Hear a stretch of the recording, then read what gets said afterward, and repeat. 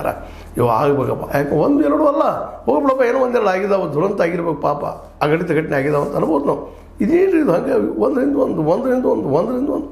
ಅದಕ್ಕಾಗಿಯೇ ಇವತ್ತು ಕೊಂದವರು ಯಾರು ಅನ್ನುವಂಥ ಮೂಮೆಂಟನ್ನು ಇವತ್ತಿನ ಹೆಣ್ಣು ಮಕ್ಕಳು ಜೊತೆಗೆ ಅವ್ರ ಜೊತೆಗೆ ಅನೇಕ ಜನ ಅದನ್ನು ನೋಡಿದಂಥವ್ರು, ಕೇಳಿದಂಥವ್ರು ಎಲ್ಲರೂ ಇವತ್ತು ಎದ್ದು ನಿಲ್ತಾ ಇದ್ದಾರೆ. ಹೇಳಿರಿ ನಮ್ಗೆ ಯಾರವರು ಶಿಕ್ಷೆ ಆಗಲಿ ಅವ್ರಿಗೆ ಅಂತೇಳಿ. ಈ ಎಲ್ಲನೇ ಇರಲಿಲ್ಲ. ಇವತ್ತು ನಾವು ಈ ಒಂದು ಧರ್ಮಸ್ಥಳದ ಬಗ್ಗೆ ಮೇಲಿನ ಮೇಲೆ ಹೇಳೋದಕ್ಕೆ ಕಾರಣ ಇಷ್ಟ.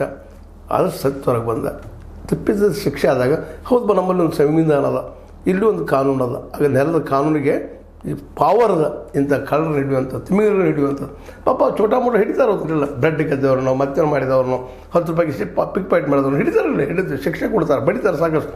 ಅದು ಇಂಥದ್ದೆಲ್ಲ ದುರಂತಗಳು ಮಾಡಿದ್ದಾರೆ. ಸಾವಿರಾರು ಕೋಟಿ ರೂಪಾಯಿ ಹಗರಣ ಸಹಿತ ಅಲ್ಲದ, ರೆಕಾರ್ಡ್ಸ್ ಇಲ್ಲ, ಅದು ಸಹಿತ ಬರ್ತಾಯಿದ್ದಾವೆ ಸುದ್ದಿಗಳು.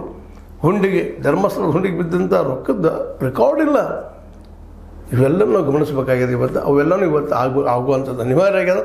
ಯಾಕಪ್ಪ ಅಂತಂದ್ರೆ ಜನರ ದುಡ್ಡು ಅದು ಎಲ್ಲಿ ಹೋಯ್ತು ಅನ್ನೋದು ಗೊತ್ತಾಗಬೇಕಾಗ್ಯದ.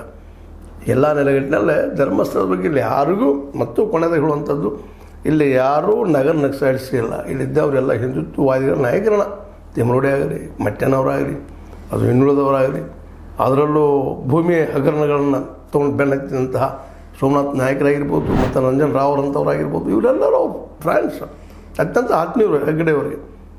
ಎಲ್ಲ ನೆಲೆಗಟ್ಟಿನಲ್ಲಿ ನಾವು ವಿಚಾರ ಮಾಡ್ಕೊಂಡು ಹೇಳುವಂಥದ್ದು ಇಷ್ಟ. ತನಿಖೆ ಆಗಲಿ ದಯವಿಟ್ಟು.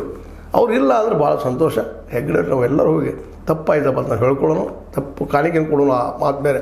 ಆದ್ರೆ ಇದ್ದಿದ್ರೆ ಅನ್ನುವಂಥ ಪ್ರಶ್ನೆಗೆ ಉತ್ತರ ಹುಡುಕೋಗಿದೆ ಅಂತ ಹೇಳ್ತಾ, ಇದು ನಿಮ್ಗೆ ಲೈಕ್ ಆಗಿರ್ಬೋದು.